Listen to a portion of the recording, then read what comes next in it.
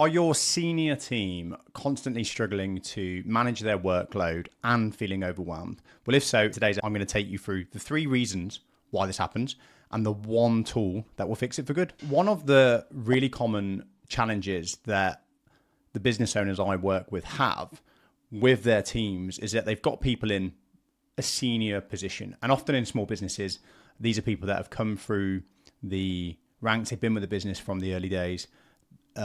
And they've not necessarily been officially promoted to leadership team, but they're clearly one of the leaders in the business, one of the more senior people in the business. So you've got these people that know the business, that have been there from the start, that are experts. And what I find to be the struggle for owners is that these people that are in these senior roles really struggle to manage their workload. And because of this, they're getting stressed and overwhelmed. So then you, the owner, are worried about the fact that they're stressed and overwhelmed, but also they're not able, or they're not doing a great job of getting high level results and landing projects and landing objectives. So for you as an owner, you've kind of got this worried about them because they're stressed thing going on, but also this frustration because they're not doing what they need to do, or they're not landing what they said they were going to land. So this is really common. And what I want to do is help you understand why it happens so you can fix it. And it's not because they're bad people or they're not very good at their job. It's certainly not because of that. It's actually for some very logical, quite predictable reasons. And I think by listening to this today and going through this, you'll be like, oh, right, okay, that makes complete sense. Now I know what to do about it. So what you don't want to do is just be frustrated with them, not say anything about it, and go through like this kind of vicious loop of them being overwhelmed, you being frustrated and you being worried, and just letting it go on and on and on. What we need to do is we need to get to the solution. And that comes from a level of understanding.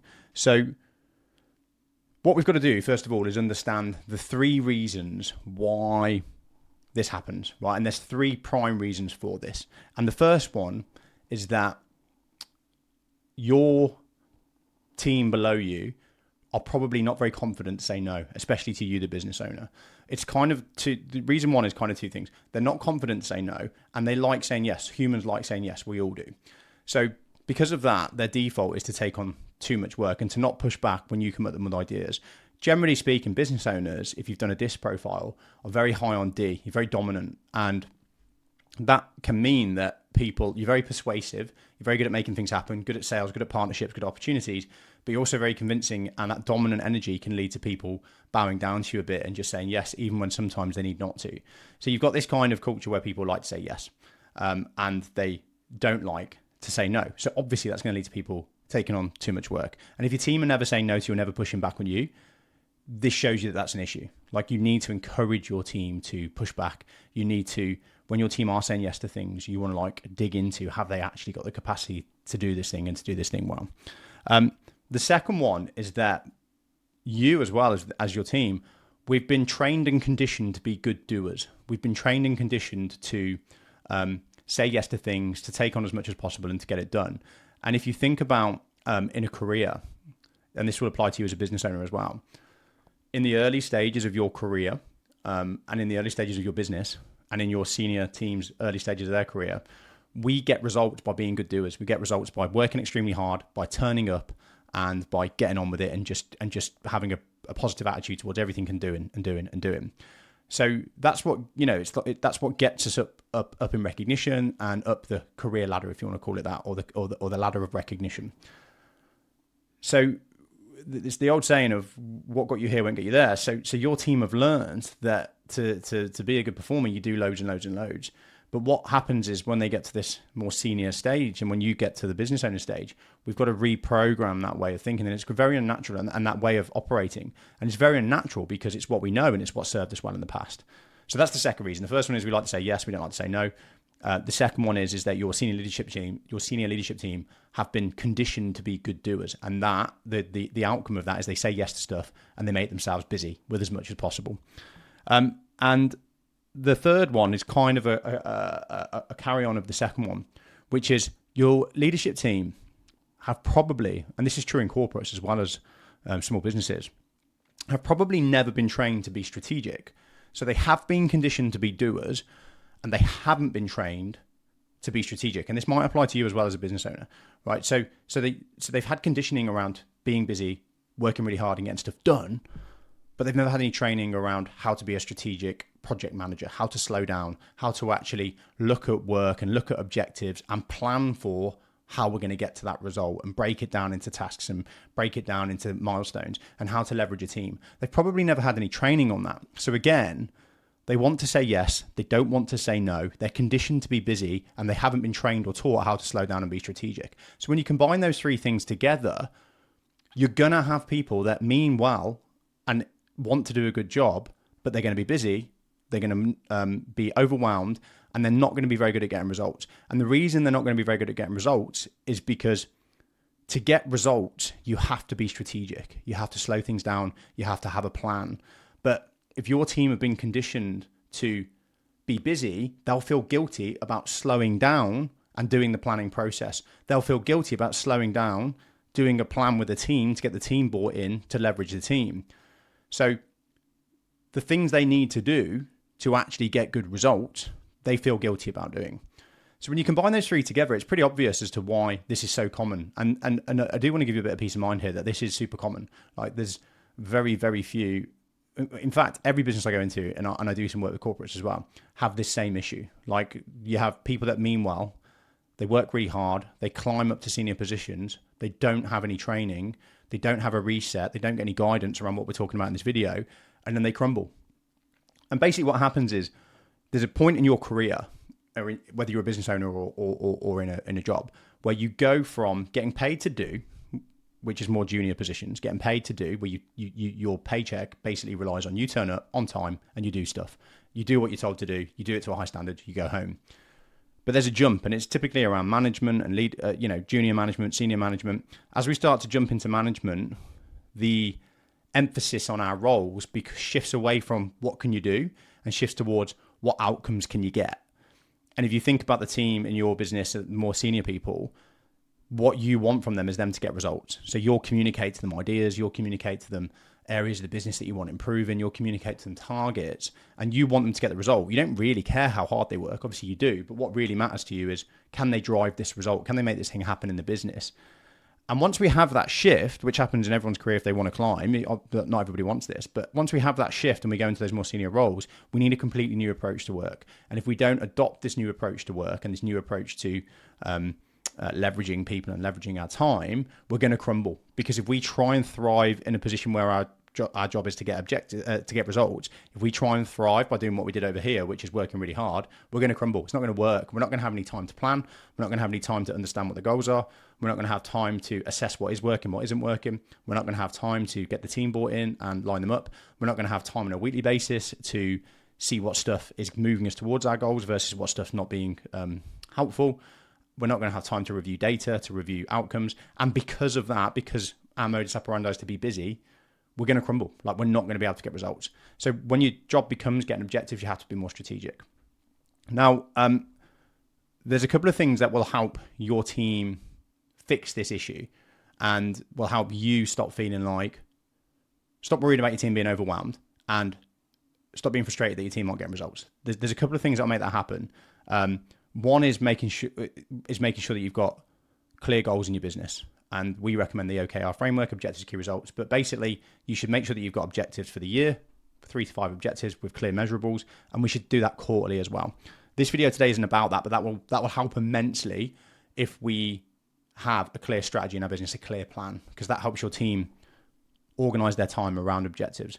If it's not clear and it's just kind of you dropping stuff on them when it's an idea in your head, it's very difficult for your team to make sense of things, and you will probably overwhelm your team with ideas. So that's the first one, and you need to be conscious and aware of that. But what I want to talk about today is a really helpful tool that I take many of our clients, managers, and owners through, and it works incredibly well. And it's been designed from this insight of working with clients. I just want to give you a quick overview of what this is. I've talked about this in previous podcast episodes, but it's worth revisiting because it's such an asset. So we have a tool called the Capacity Planner. And the Capacity Planner is a Google Sheet, and it's got 5 tabs at the bottom, 5 sheets. Now, the first sheet is all about understanding how much time you've actually got. And then each sheet after that, the following 4 sheets, is planning your quarter, and it pulls data from the first sheet. So what this will do is prevent your team ever feeling overwhelmed again in the future. So if you've got these people that you're worried about being overwhelmed, all you've got to do is give them this tool and give them a little bit of training on it, or show them this video, and then you never have to worry about them feeling overwhelmed again, because there's a system in place for them to work through that feeling when it's there and fix it.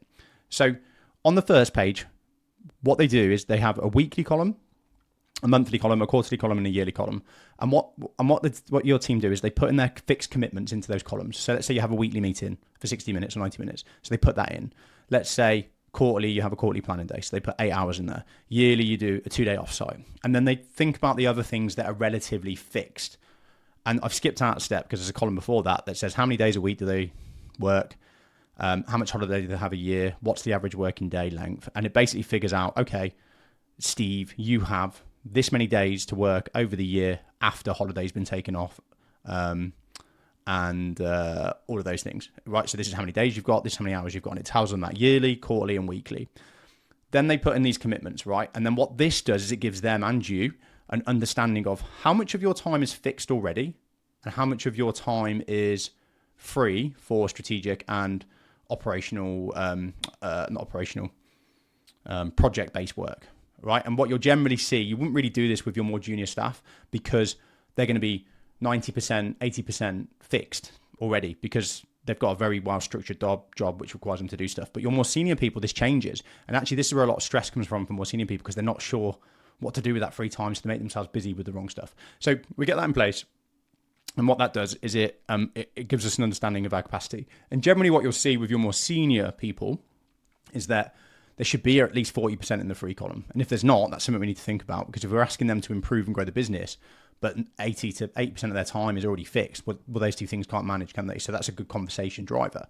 But what happens a lot of the time is we have about 40% spare, right? And then we jump over to a quarter.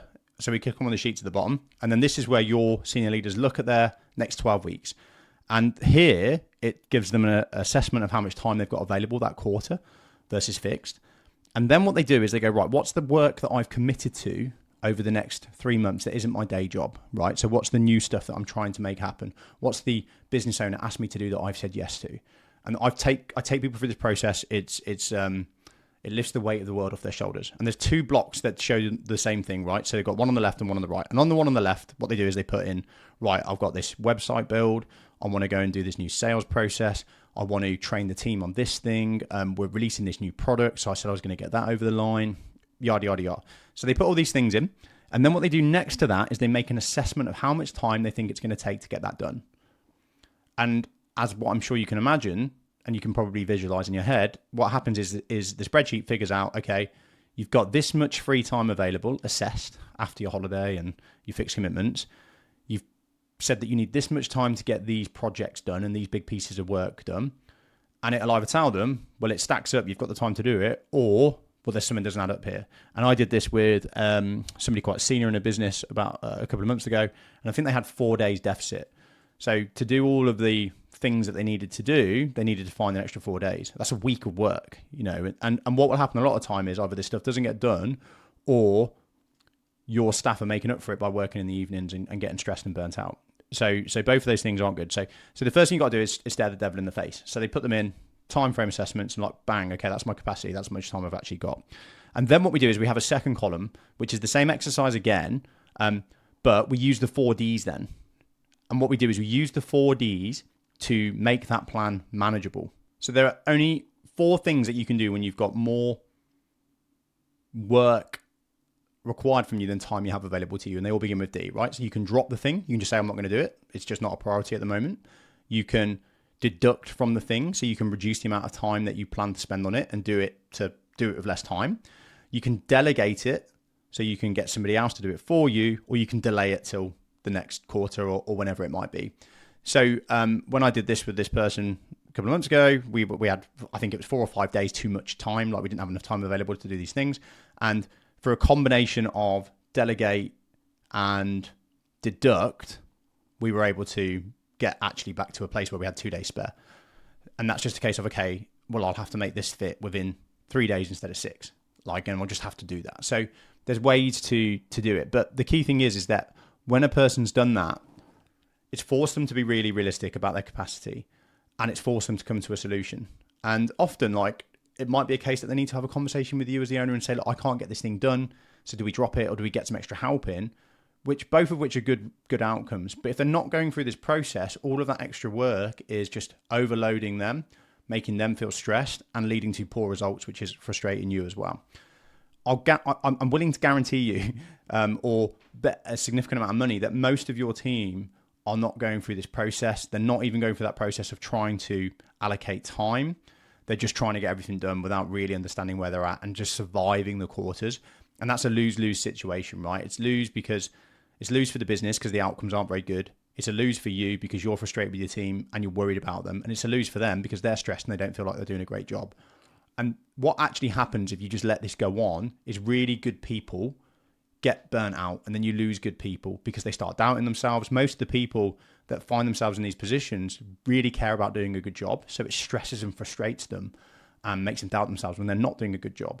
So it really is a lose-lose situation. Like, if this isn't happening because people don't care, it's happening because they do care. They're just not being strategic. So if you know this is happening in your business and you know that you're worried about your team because a lot of them are overwhelmed, but also they're just not getting the results that they could get, we've got to be aware of those 3 reasons why, which is they like to say yes, they don't like to say no, and you're probably quite dominant. They have been conditioned to be doers, so their modus operandi is to just be busy and to just do and just say yes to stuff. And they haven't been trained on how to be strategic and how to be organized. So what I'd like you to do if you want to fix this issue is educate your senior team, especially on these 3 things. Create a culture, actively ask people if they genuinely have the time, if they agree, if they've got any challenges, if they're feeling stressed by the workload. Genuinely invite those conversations so that people start to feel more comfortable and natural, bringing that to the forefront. And then get them to do their capacity planners. And you can look in the show notes to get a copy of the capacity planner. If it's not there, you can feel free to message me on any of the social media channels and I'll send you a link to download it. I think that's a really valuable episode. I know that this is one of those things that can genuinely transform the culture of your business and the performance of your team. So this is battle-tested systems that work and that aren't just made up. Like, we've developed this tool specifically from seeing this issue again and again and again. So this works. And it's the genuine solution to this very common problem. So if you know anybody else that is struggling with this, if you know any owners that are struggling with their senior team, or if you know anybody that's in their senior position and they're struggling with workload and management, please do share this with them. If you're not already, please subscribe to the show. It helps us get out there and get recognized and grow and reach more business owners and more professionals and make more businesses win-win. Thank you.